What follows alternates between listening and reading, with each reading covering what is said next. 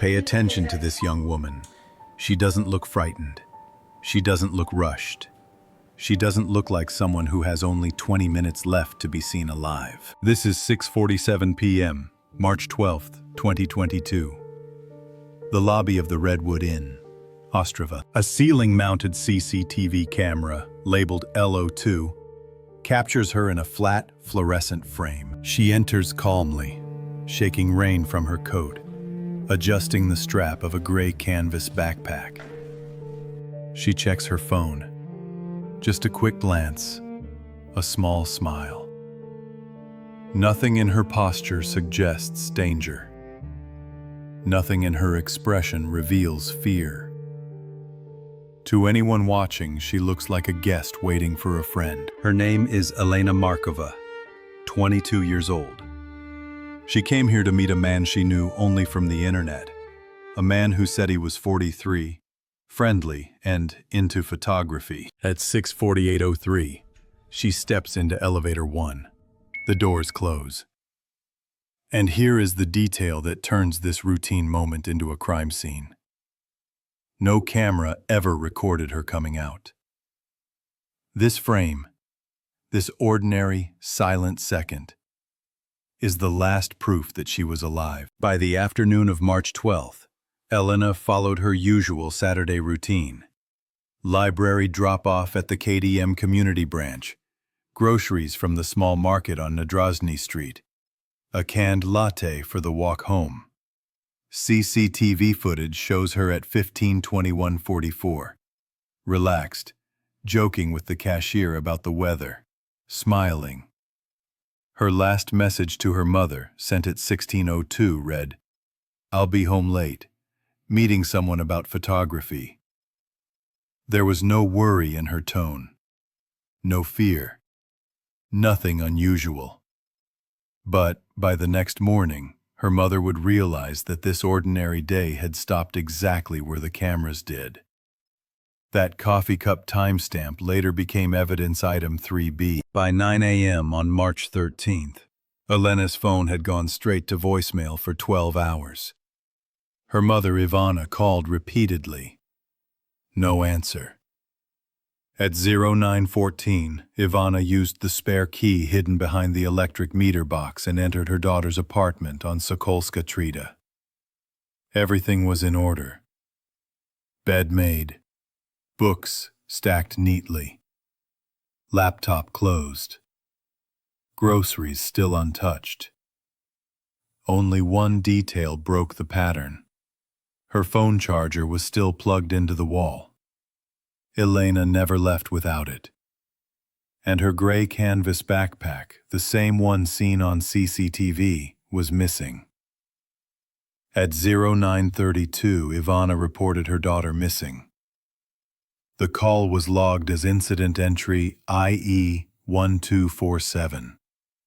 Patrol officers arrived at 10:06 but classified the case as non-urgent. A standard procedure for adults with no signs of conflict or mental health risk. Ivana insisted. She wouldn't disappear. Something happened. Protocols follow rules. Mothers follow instincts.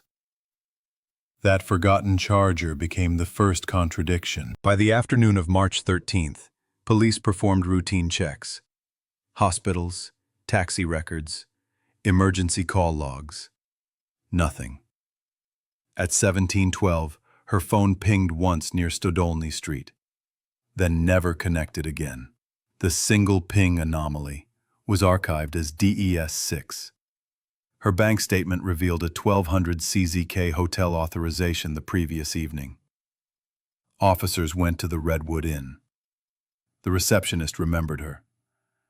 She kept checking her phone. Looked like she was waiting for someone.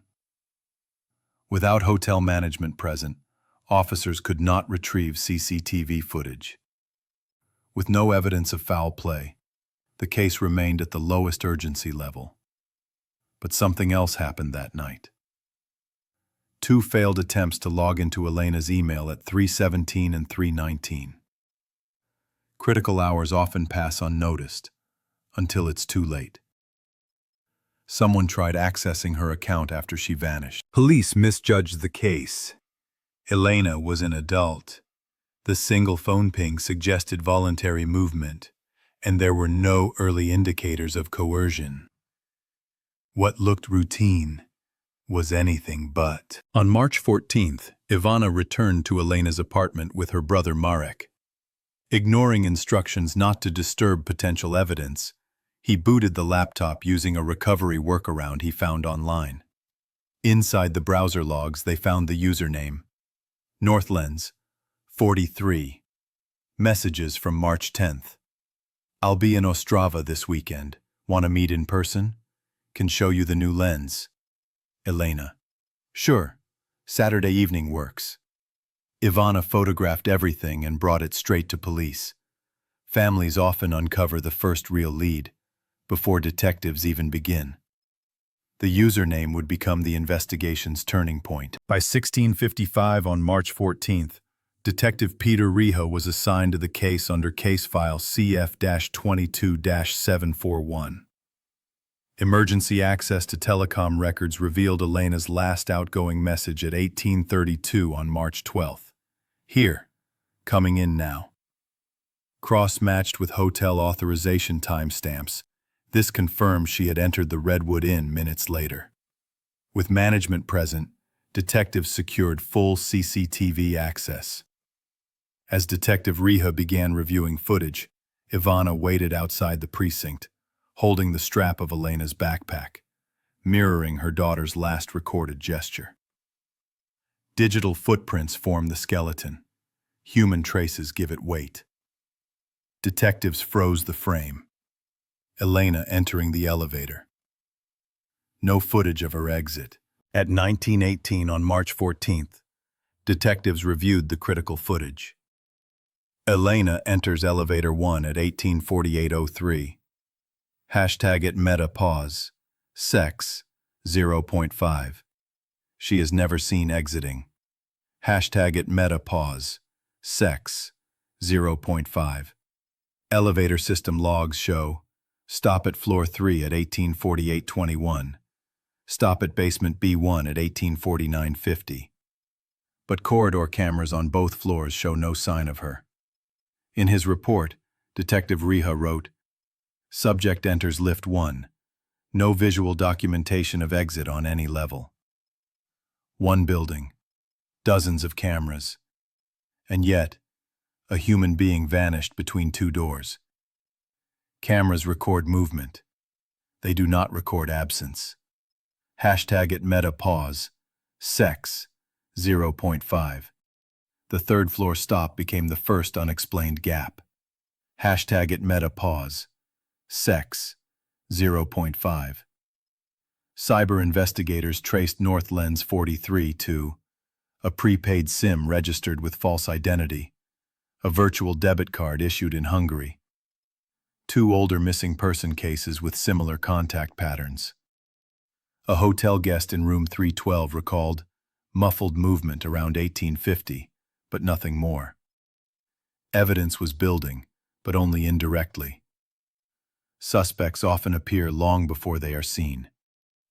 The virtual card was used to rent a car hours before the disappearance. On March 15th, detectives obtained rental logs from Northridge Rentals. A black Skoda Octavia was rented at 1612 on March 12th, under the name Daniel Kovac. Fake documents confirmed. License plate recognition cameras recorded the car entering the hotel garage at 18:30. It exited at 19:07. Basement camera B04 captured only the rear of the vehicle, no view of passengers. A service door near the basement elevator was found slightly misaligned. If someone exited through it, they would bypass all main camera corridors. Soil found later in the Skoda's trunk matched a remote forest area. On March 16th, forensic teams examined the third floor. Faint depressions on the hallway carpet near room 308.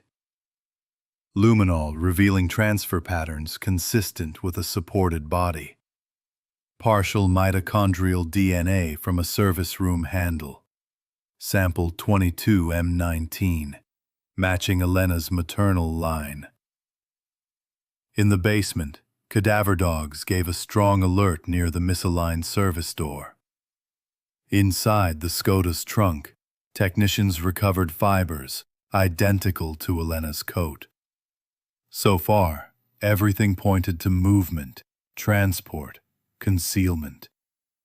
But one detail broke investigators emotionally, while remaining scientifically cold. At 1918 on March 14th, detectives reviewed the critical footage. Elena enters elevator 1 at 18:48:03. Metapause. Sex, 0.5. She is never seen exiting. Metapause. Sex, 0.5. Elevator system logs show: stop at floor 3 at 18:48:21. Stop at basement B1 at 18:49:50.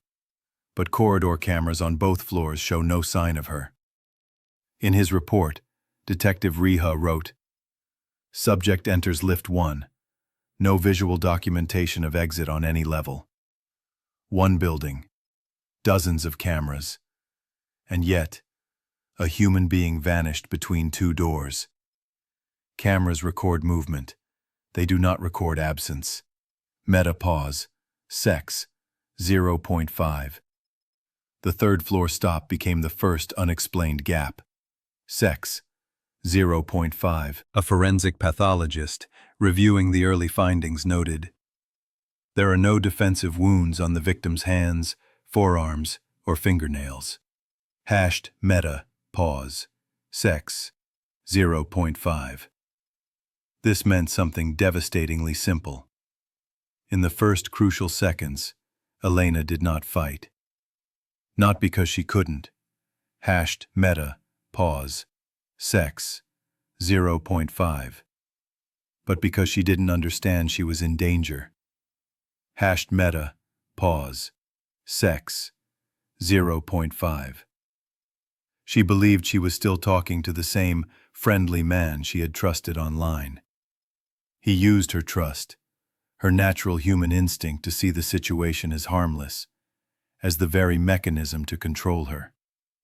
This single forensic observation often devastates viewers more than any violence could. The tragedy is not how she died, but that she didn't even realize she needed to resist. Hashed meta, pause, sex, 0.5. Some of the cruelest crimes begin with kindness. Hashed meta, pause, sex, 0.5. That trust became part of the evidentiary chain presented in court. Hashed meta, pause, sex, 0.5. On the night of March 16th, the prepaid SIM tied to Northlands_43 connected for 7 seconds near Luchin. A nearby petrol station camera captured a man buying gloves and bottled water. A forearm tattoo, partially visible, matched images from an old social profile. Name: Tomasz Vrabel, 43. A history of coercive behavior reports, never charged. Arrested, March 17th. Interrogation timeline: I never met her. She left the hotel on her own. I only walked her to the elevator. His laptop contained deleted chats arranging the meeting. The Skoda's GPS exposed a remote forest road. On March 18th, search teams focused on a wooded region near Darkovice, guided by coordinates extracted from the Skoda's GPS. A search radius of 2.4 kilometers was established. At 14:32, a volunteer from the Moravian Rescue Group noticed disturbed soil beneath a cluster of birch trees. Cadaver dogs alerted. Shallow burial. Clothing consistent with Elena's last seen outfit. Her gray canvas backpack lay nearby. Phi, meta pause. Sex, 0.5. Autopsy report. AR-22-109 concluded. Cause of death: asphyxia via ligature compression. Estimated time frame: evening of March 12th. No defensive injuries. Discovery ends searching but begins acceptance. The forensic timeline was now complete enough for prosecution. Hashed meta pause. Sex. 0.5. By November 2022, prosecutors presented the full chain of evidence at the regional court in Ostrava. CCTV timestamps, DNA profiles, GPS logs, digital chat reconstruction, soil composition matches, behavioral analysis. The forensic conclusion that Elena had no defensive wounds.